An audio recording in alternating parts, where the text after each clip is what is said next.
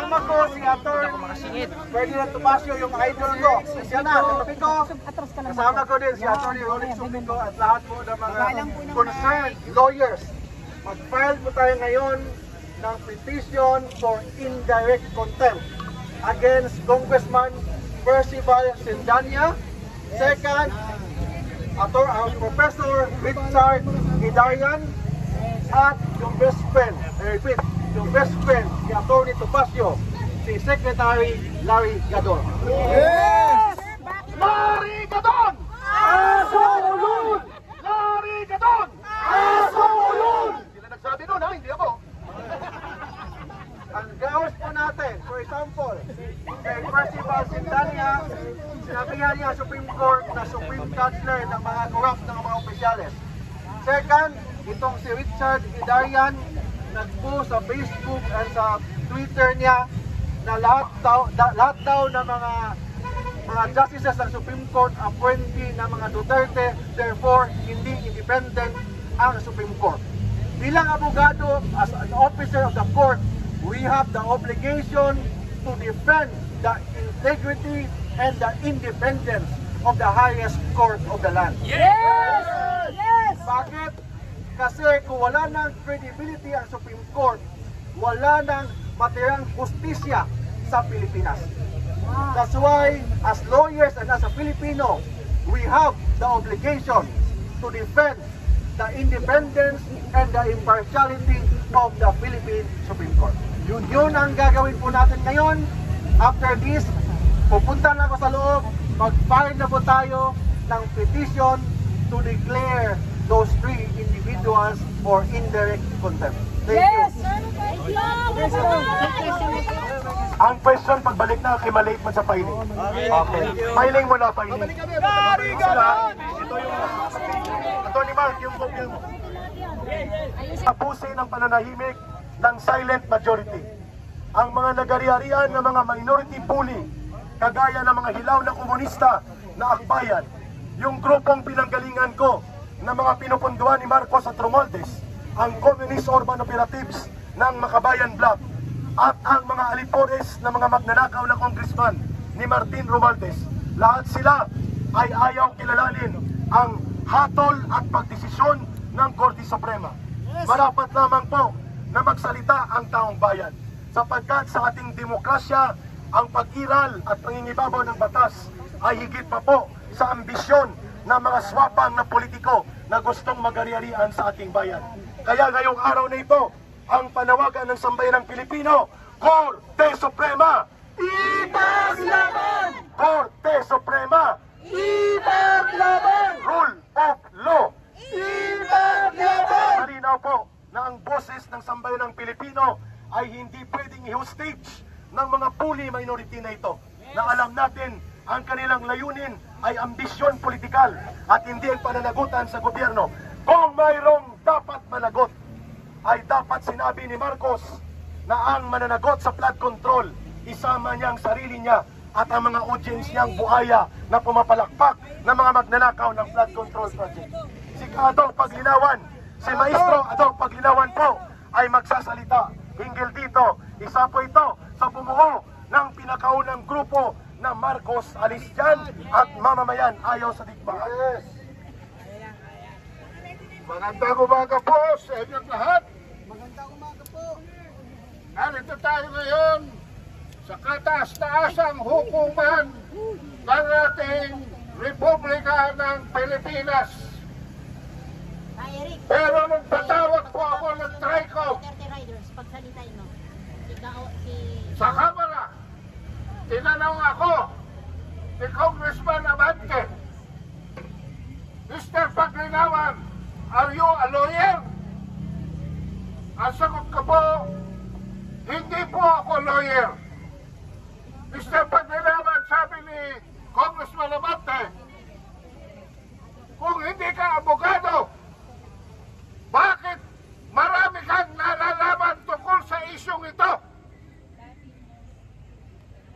Ang sabi ko po kay Congressman Abante at sa TRICOM, Your Honor, marunong lang po akong magbasa!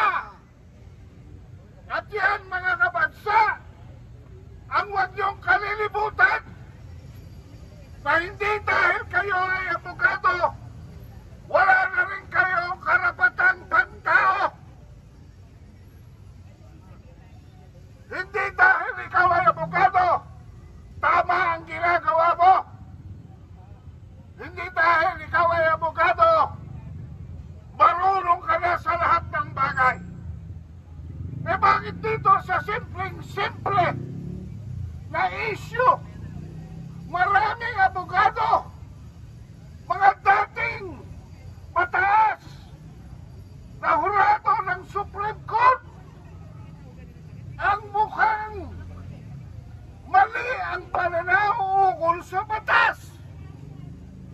Bakit ba? Simple lamang ang issue dito sa impeachment ni Sara Duterte. Ito ba ang una o pang-apat na kaso na sinumite sa mababang kapulungan para ikonsidera na maging resolusyon at ito ang iaakyat sa Senado? 1, 2, 3, 4. Marunong ba kayong magbilang? Pang-apat ho ang isinumite sa Senado. Anong ginawa rin sa tatlo? Minutbol. Nilagay ho sa filing cabinet. Pero klarong-klaro ang ultimo sa House Rules.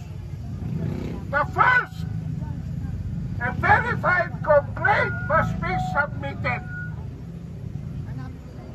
Ano ibig sabihin ng verified? Isang kasulatan na naglalagay ng mga issue at mga argumento at ito sinumpan sa harapan lang ng isang notaryo. At kalakip ang ebidensya. That is a verified complaint. Second, itong verified complaint must be endorsed by a member of the lower house. Number 3, this must be received by the Secretary General's office and endorsed to the Speaker of the House for scheduling for the plenary, and it must be endorsed to the Committee on Justice within 10 days. Ito po ba ay verified complaint? Ito pang-apat? Yung panguna, pangalawa at pangatlo? Yung po pinal ng akbayan ay verified complaint. 1, check. Ito po ba ay in-endorse na isang membro ng mababang kapulungan? 2 checks. Ito ba ay tinanggap ng Secretary General? 3 checks. Ito ba ay pinakita ng Secretary General sa Speaker? Hindi na ho natin malaman dahil nawalang parang bula ang first impeachment complaint. Nag-file ang bayan muna, ganun din ang nangyari. Nag-file ng mga kaparian, ganun din ang nangyari.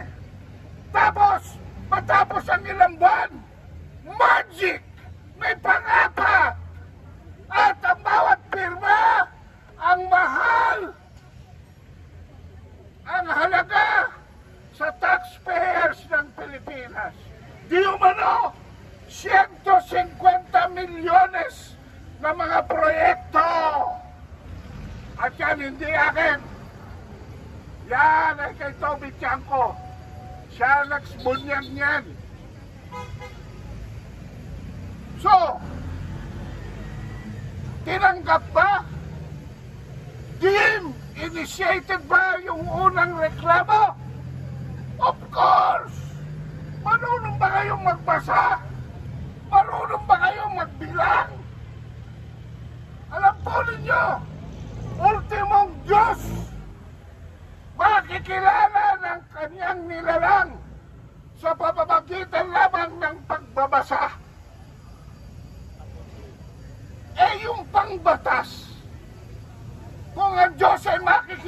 ninyo sa pamamagitan ng pagbabasa ng Biblia at Skriptura. Yung pagbabasa ng batas, hindi nyo maiintindihan? Kailangan bang maging abogado pa kayo? Korte Suprema!